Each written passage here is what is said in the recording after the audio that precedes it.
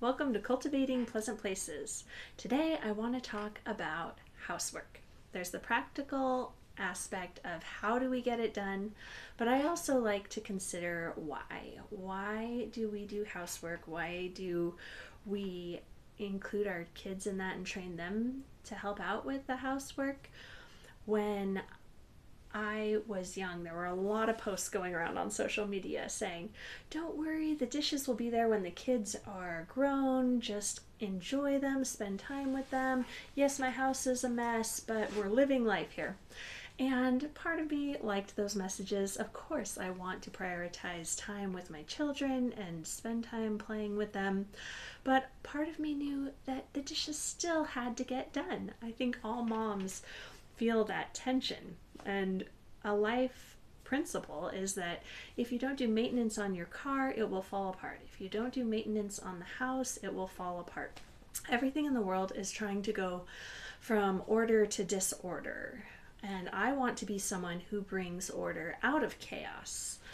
I think that God does that. He's a God of order, and that we get to partner with him. And I want to be like him and be a person who brings order out of chaos in my garden, in my home, in my life. And so I also want my children to hear that message. So rather than going around, which is my temptation, and say, why don't you help out? Why is there so much work? Why is it all on my shoulders?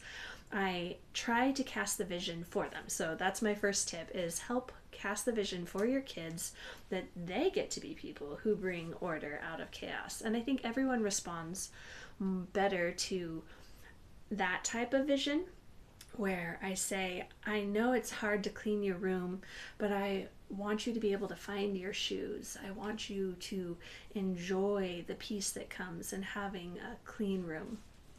And that, I think that goes a long way. My kids really respond to that. They still push back. Of course, I still push back to that idea, but we're all kind of reaching for that same goal and have that end goal in mind.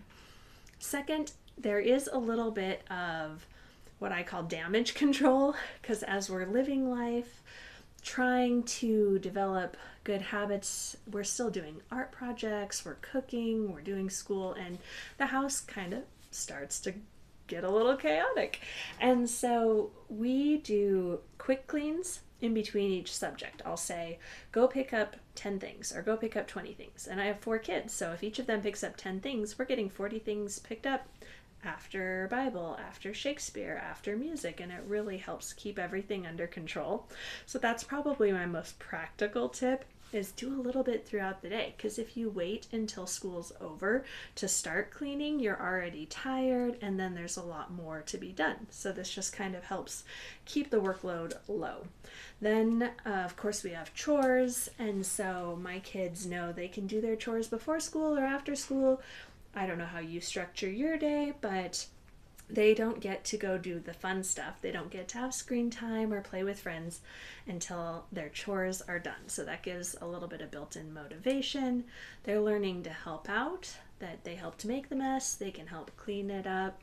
They live in this house, so they get to help work and keep it in order as well. Of course, at different ages, this will look very different. My 6-year-old has fewer chores than my 13-year-old, and they know that as they get older, they'll be expected to step up and help out around the family, because again, my end goal for them is that they go out and that they are people that help in the household with their spouse, in the workplace, and I want them to know that that's expected of them.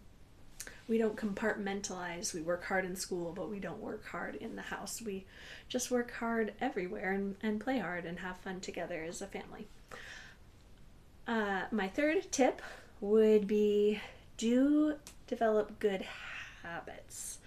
And this is one that I think I didn't do well when my kids were younger. I let them develop a lot of bad habits where I just thought we would clean later, clean at a different time, and I wish that we had developed this habit of picking up as soon as we were done reading the books. We put the books away.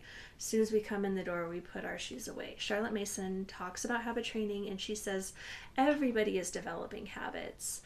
whether intentionally or unintentionally. So if I come in and I drop my shoes by the door instead of putting them in the shoe cubby, I'm really developing a habit of dropping my shoes there. And so we just want to be more intentional in our lives and with our kids. And I tell my kids that all the time. I have a habit. I wake up and I brush my teeth right away. I don't think about it. I don't have to think about it. It's very freeing just to have that as a habit. So I want them to get up from the table and put their dishes away right away. They don't have to think about it. It is much, much harder to undo a habit 5, 10 years down the road. So I definitely fell into the trap of thinking, oh, my kids are just too little. They're only 3 or 4, and I will help them learn how to pick up later when they're older. I wish I had not done that. It is so much easier to learn it from the start. It's helpful for them. It makes smooth days. So those are a couple of my tips. Do damage control throughout the day.